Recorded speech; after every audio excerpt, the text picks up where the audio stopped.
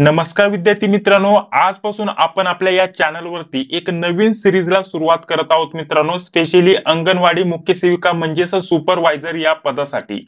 आता जर म्हटलं तर या वर्षी 102 जागांसाठी सुपरवायझर या पदासाठी पदभरती आलेली आहे आणि आपण स्पेशल या क्लासच्या माध्यमाने तांत्रिक विषयावरती भर देणार आहे मित्रांनो. रेग्युलर क्लासेस आपल्या या चॅनलवरती होणार आहे मित्रांनो. यामध्ये जे आपले तांत्रिक विषय आहेत यातील पहिला विषय झाला एकात्मिक बाल विकास सेवा योजना व कायदे, दुसरा विषय झाला पोषण अभियान आणि तिसरा विषय झाला कॅम्प्युटर संगणक. हा आपला तांत्रिक तिसरा विषय झाला. बाकीचे जे विषय आहेत ते कॉमन आहेत. त्यामध्ये मराठी, इंग्रजी, गणित, बुद्धिमत्ता आणि आपलं सामान्य ज्ञान हे चार विषय आहेत. आणि बाकीचे जे आपले हे टेक्निकल विषय आहेत, तांत्रिक विषय आहेत, यांचा टॉपिक नुसार अभ्यास आपण या सिरीजच्या माध्यमाने पूर्ण करून घेण्याचा प्रयत्न करणार आहोत. यामधील आपला जो पहिला विषय मित्रांनो, याच्यासोबत आपण या व्हिडिओला सुरुवात करत आहोत मित्रांनो, जो आहे एकात्मिक बाल विकास सेवा योजना व कायदे. याच्यामधील जेवढे पण महत्त्वाचे टॉपिक आहेत त्या टॉपिक विषयी संपूर्ण माहिती, त्यासोबत प्रश्न उत्तर देखील आपण या व्हिडिओच्या माध्यमाने बघणार आहोत. आणि हे सर्व आपण आपल्या परीक्षेच्या पॅटर्न नुसार म्हणजेच टीसीएस पॅटर्न नुसार बघणार आहोत, जे की तुमच्यासाठी अतिशय महत्त्वाचं असणार आहे. तर तुम्हाला जास्त काय करायची गरज नाहीये मित्रांनो. अशाच प्रकारचे रेग्युलर व्हिडिओ मिळवण्यासाठी तुम्हाला आपल्या चॅनलशी जोडून राहायचंय, सबस्क्राईब करून घ्यायचंय, जी बेल येते तिलाही क्लिक करून घ्यायचं आहे. तर चला पहिल्या टॉपिकला आपण सुरुवात करत आहोत. हा आपला टॉपिक असणार आहे एकात्मिक बाल विकास सेवा योजना व कायदे यामधील. ठीक आहे, या पहिल्या विषयातील आपण पहिल्या टॉपिकला आता सुरुवात करत आहोत. पहिला आपला टॉपिक कोणता असणार आहे मित्रांनो, महिला व बाल विकास संदर्भात योजना व इतर माहिती. हा आपला पहिला टॉपिक आहे. टॉपिक विषयी संपूर्ण माहिती आपण जाणून घेणार आहोत आणि माहिती जाणून घेतल्यानंतर लगेच या टॉपिक वरती जेवढे पण आयएमपी प्रश्न उत्तर असतील ते देखील आपण बघणार आहोत. अशाच प्रकारे आपण या चॅनल वरती जी सिरीज सुरू केलेली, यामध्ये टॉपिकची माहिती आणि त्यानंतर टॉपिक वरती जेवढे पण महत्त्वाचे आयएमपी प्रश्न उत्तर असतील ते आपण बघणार आहोत. तर चला पहिल्या टॉपिकला आता आपण सुरुवात करत आहोत. ठीक आहे, तर बघा यामध्ये सर्वात महत्त्वाचं म्हणजे महिला व बाल विकास संदर्भात जेवढ्या पण योजना आहेत या आपण जाणून घेणार आहोत. परंतु या योजनेबद्दल सर्वप्रथम माहिती जाणून घेऊया.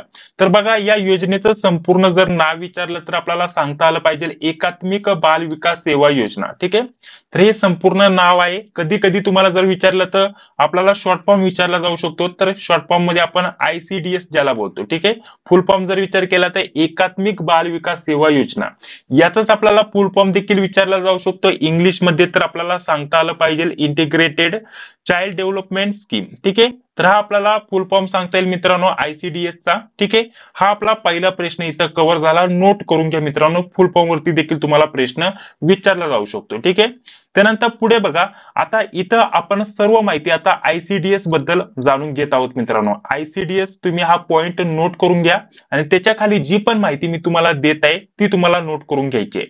याच्यामध्ये ही सुरुवात कधी झाली, ICDS ची सुरुवात म्हणजेच एकात्मिक बाल विकास सेवा योजनेची सुरुवात कधीपासून झाली. तर सुरुवातीवरती तुम्हाला प्रश्न विचारला जाऊ शकतो. तर आपल्याला सांगता आलं पाहिजे 2 ऑक्टोबर 1975. ठीक आहे, 1975 कधी कधी वर्षच विचारलं जाऊ शकतं किंवा कधी कधी पूर्ण आपल्याला दिनांक विचारली जाऊ शकते. तर ही सुरुवात आहे मित्रांनो. सुरुवातीवरती तुम्हाला प्रश्न विचारले जाण्याची खूप शक्यता असणार आहे, त्याच्यासाठी हा पॉइंट तुम्ही नोट करून घ्या. इथे आपला हा पहिला प्रश्न झाला, म्हणजे पहिला प्रश्न IMP प्रश्न तुम्ही इथं नोट करून घेतला. याच्या अगोदरचा महत्त्वाचा म्हणजे फुल फॉर्म. ठीक आहे, दुसरा प्रश्न इथं बघा, आपल्याला इथं एक धोरण आहे, धोरणावरती प्रश्न विचारला जाऊ शकतो. ठीक आहे, राष्ट्रीय बाल धोरणावरती तुम्हाला प्रश्न विचारला जाऊ शकतो की कोणाला अनुसरून आहे. तर आपल्याला माहिती आहे राष्ट्रीय बाल विकास जे धोरण आहे मित्रांनो, हे 1974चं धोरण आहे मित्रांनो. याच्या अनुसरून ही योजना सुरू झालेली आहे हे आपल्याला म्हणायला हरकत नाही. आणि या अनुसरून जर विचार केला तर जे लाभार्थी असते यांचा देखील समावेश याच्याच अनुसरून झालेला आहे मित्रांनो. हे देखील तुम्हाला माहिती असणं गरजेचं असणार आहे. तर तुम्हाला जर राष्ट्रीय बाल धोरण यावरती प्रश्न विचारला, वर्ष विचारलं, तर 1974 हे तुमचं प्रश्नाचं उत्तर असणार आहे मित्रांनो. ठीक आहे, हे नोट करून घ्या. धोरणावरती जर प्रश्न आला तर 1974 आणि जर सुरुवात विचारली तर 1975. ठीक आहे, पूर्ण दिनांक विचारली तर 2 ऑक्टोबर 1975. ठीक आहे, हे पॉइंट तुम्ही तुमच्या नोटबुक मध्ये लगेच नोट करून घ्या. आता बघा ICDS या योजनेचा लाभ कोण घेते मित्रांनो, लाभार्थी कोण असतात. तर लाभार्थी असतात 6 वर्षाखालील बालिके मित्रांनो. ठीक आहे, म्हणजे 0 ते 6 0 ते 6 या वर्षातील जे बालिके आहे मित्रांनो, वर्षाखालील किंवा 0 ते 6 पर्यंतचे जे बालके आहेत मित्रांनो, ते लाभार्थी असतात.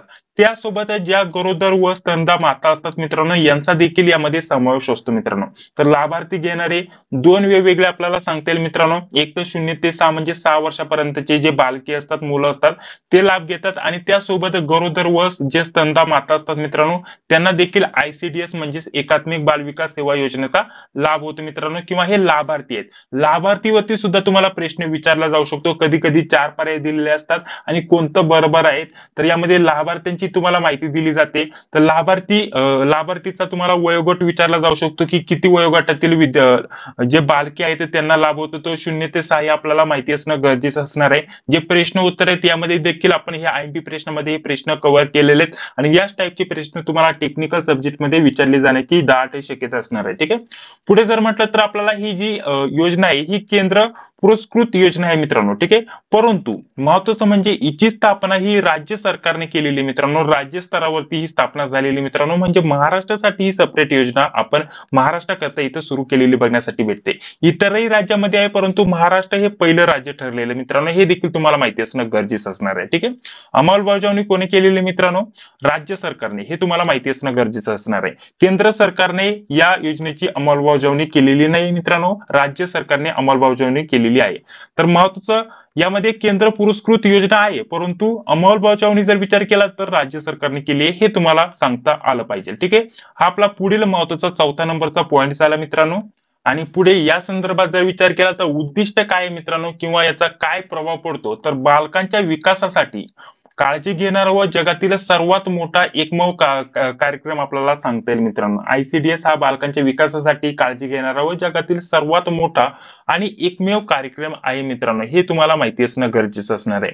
तर या पहिल्या पेज मध्ये आपण कोणकोणती महत्वाची माहिती इथं जाणून घेतली. एक तर सुरुवात, त्यानंतर धोरण, त्यानंतर लाभार्थी कोणकोणते लाभ घेतात ते, त्यानंतर इथं अंमलबजावणी कोणी केली याच्यावरती देखील प्रश्न विचारला जाऊ शकतो. राज्य सरकारने केलेले मित्रांनो.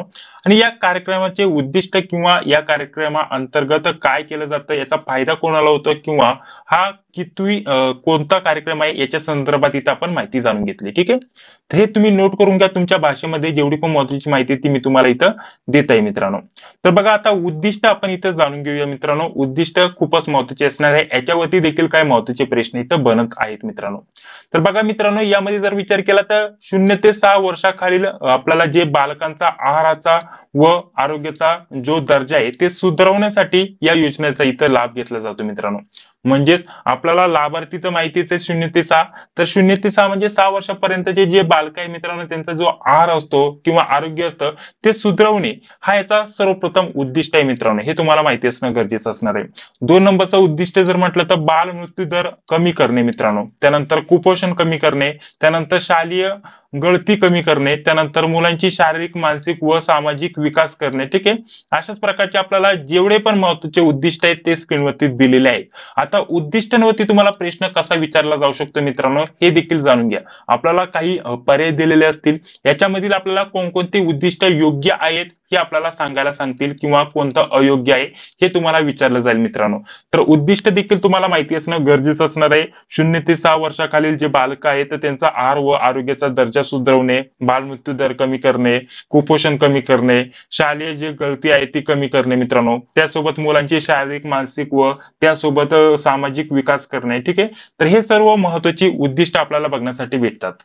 तर हे बालकांची उद्दिष्ट झाली मित्रांनो. त्यासोबत मातांची उद्दिष्ट देखील तुम्हाला विचारली जाऊ शकतात. यामध्ये मातांचं जे आरोग्य व पोषण विषयक प्रशिक्षण पुरवून त्यांना बालकांच्या आरोग्य व पोषण संबंधित गरजांची जी पण क्षमता आहे ती विकसित करून घेणे, किंवा त्याच्या संदर्भात त्यांना माहिती देणे, त्यांना मदत करणे, हे महत्वाचे उद्दिष्ट आहे मित्रांनो.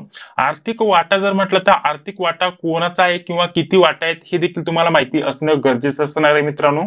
तर आर्थिक वाट्याचा जर विचार केला तर 2009 पासून, ठीक आहे, 2009 पासून योजनेसाठी खर्चाचा वाटा केंद्र सरकार व राज्य सरकार यामध्ये 90-10 या प्रमाणामध्ये आहे मित्रांनो, ठीक आहे, असा आहे. परंतु आपल्याला योजनेअंतर्गत मोडणारा पूरक पोषण जो आहार आहे मित्रांनो, किंवा पूरक पोषण या योजनेसंदर्भात जो वाटा आहे मित्रांनो, ठीक आहे, तर हा वाटा 50-50 आहे, म्हणजेच निमा वाटा आहे मित्रांनो. आणि महत्वाचं म्हणजे ईशान्य पूर्व राज्यांमधील सुद्धा ही योजना चालू आहे मित्रांनो. ईशान्य पूर्व मधील जे राज्य आहेत त्यामधील देखील या योजना चालू आहेत मित्रांनो.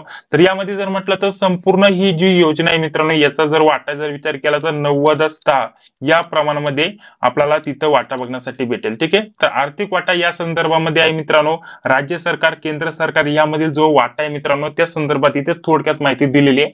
यावरती शक्यता प्रश्न विचारला जाणार नाहीये, परंतु शक्यता येऊ पण शकतो की 2009 पासून, ठीक आहे, योजनेसाठी खर्चाचा वाटा केंद्र व राज्य सरकारमध्ये आपल्याला रेशिओ विचारला जाऊ शकतो. तर आपल्याला 90-10 एवढं आपल्याला सांगता येईल मित्रांनो. ठीक आहे, आणि पूरक पोषण जे आपल्याला आहे त्याच्यासाठी सुद्धा वाटा विचारला जाऊ शकतो. तर तो 50-50 आहे, म्हणजेच निमा वाटा आहे असं आपल्याला म्हणायला हरकत नाही मित्रांनो. ठीक आहे, हे छोटे पॉइंट आहेत जे की तुम्ही तुमच्या भाषेमध्ये इथं नोट करून घेऊ शकता.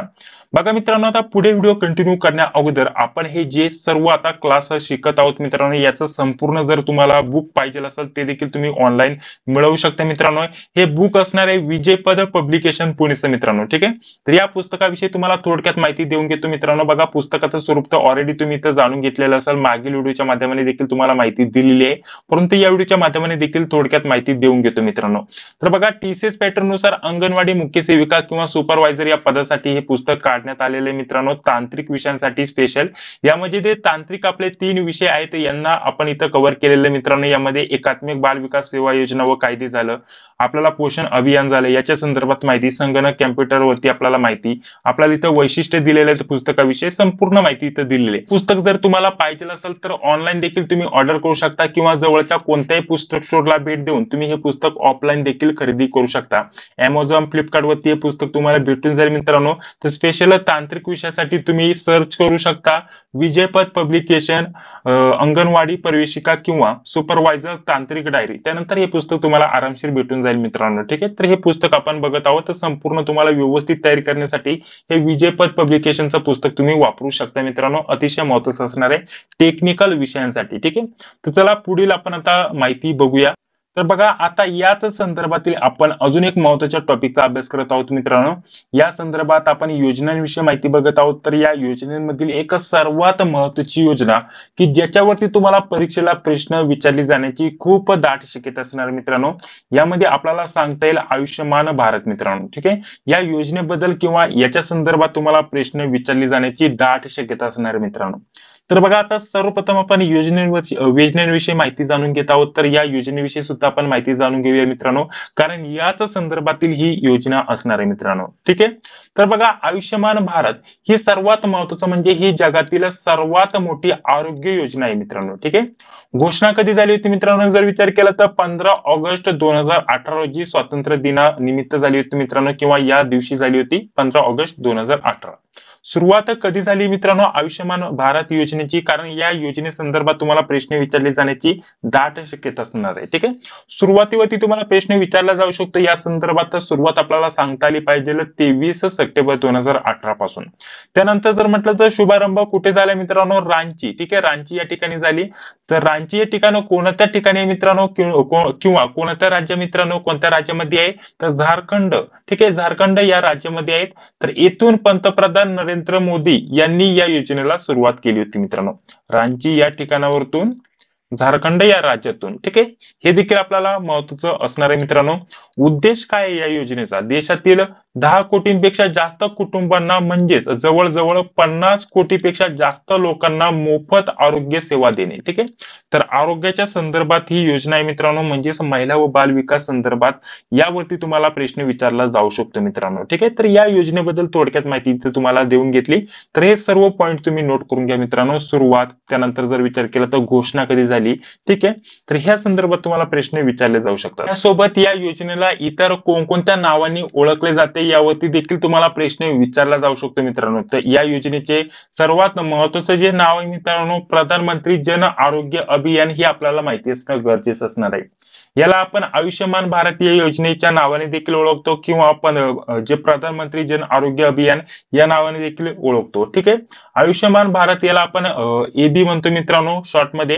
त्यासोबत जर म्हटलं तर आपण या योजने NHPM देखील म्हणतो. याचा अर्थ काय आहे मित्रांनो? National health protection mission. ठीक आहे. तर हे देखील आपल्याला माहिती असणं गरजेचं असणार आहे. याच्यावरती देखील तुम्हाला प्रश्न विचारला जाऊ शकतो की NHPM चा फुल फॉर्म काय. ठीक आहे. तर हे देखील तुम्हाला माहिती असणं गरजेचं असणार आहे. त्यासोबत पुढे जर म्हटलं तर आयुष्यमान भारत संदर्भात हेल्पलाईन नंबर कोणता आहे यावरती देखील प्रश्न विचारला जाऊ शकतो. तर आपल्याला सांगता आलं पाहिजे 14555. ठीक आहे. हे आपल्याला माहिती असणं गरजेचं असणार आहे. आता यामध्ये विमा रक्कम किती आहे? ठीक आहे. तर एका कुटुंबाला एका वर्षासाठी 5 लाख रुपयांची विमा संरक्षण इथं आपल्याला दिलं जातं. हे आपल्याला माहिती असणं गरजेचं असणार आहे. खर्च जर म्हटलं तर केंद्र व राज्य सरकारमध्ये दोघांमध्ये हा खर्च एकत्रित डिवाइड होतो मित्रांनो. हे देखील तुम्हाला माहिती असणं गरजेचं असणार आहे. तर या योजनेसंदर्भात तुम्हाला ही महत्वाची माहिती इथं माहिती असणं गरजेचं असणार आहे. खर्चाचं प्रमाण कसं असतं याच्यावरती शक्यता प्रश्न विचारला जाणार नाहीये, परंतु आपल्याला हे माहिती असणं गरजेचं असणार आहे. केंद्र व राज्य सरकारमध्ये कशा संदर्भात किती प्रमाण आहे याच्याविषयी माहिती दिलेली आहे.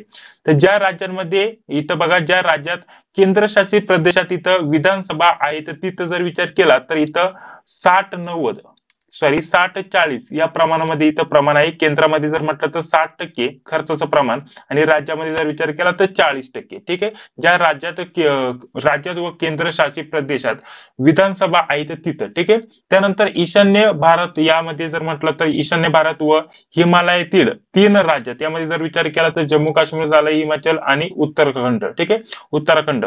तर हे जे 3 राज्य याच्यामध्ये जर म्हटलं तर केंद्र सरकारकडे 90% खर्च प्रमाणे आणि राज्य सरकारकडे 10% फक्त. हे देखील आपल्याला माहिती असणं गरजेचं आहे. आणि ज्या केंद्रशासित प्रदेशात विधानसभा नाहीत याच्यामध्ये सर्व जो भार आहे मित्रांनो यामध्ये केंद्र सरकारचा इथं समावेश असतो मित्रांनो. तर 100% तिथं खर्च प्रमाण केंद्र सरकारचं असणार आहे. तर हे देखील थोडक्यात तुम्हाला माहिती असणं गरजेचं असणार आहे मित्रांनो. यामध्ये जर म्हटलं तर लाभार्थी कोण आहेत मित्रांनो? संपूर्ण कुटुंबाला या योजनेचा लाभ घेता येतो मित्रांनो.